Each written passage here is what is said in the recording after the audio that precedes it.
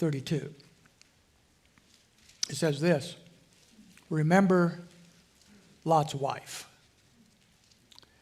Whoever seeks to keep his life will lose it. Whoever loses his life will preserve it. Remember Lot's wife. This is remarkable because Jesus never told anybody to remember anybody else's wife. He doesn't say remember Abraham's wife. He doesn't say remember David's wives. He doesn't say remember Samuel's wife. He doesn't tell us any of those kinds of things. Instead, he tells us to remember Lot's wife. He doesn't tell us to remember Hannah or Ruth or Esther, but remember Lot's wife. That's a command from Jesus' own lips.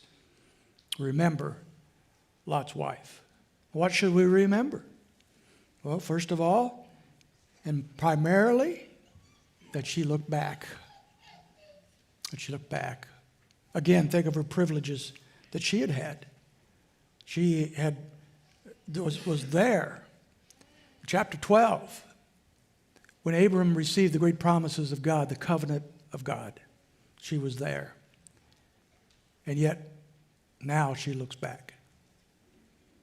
She was there when Abram built his altar at Bethel and worshiped God and got his life right with the Lord, moved forward.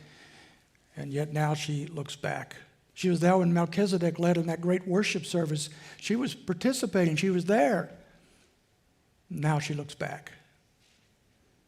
She was there when the angels showed up, when they warned of the judgment to come, and of taking and grabbing their hands and taking them out and rescued them. But now she looks back. And what good did it do her to look back? Why did she do that?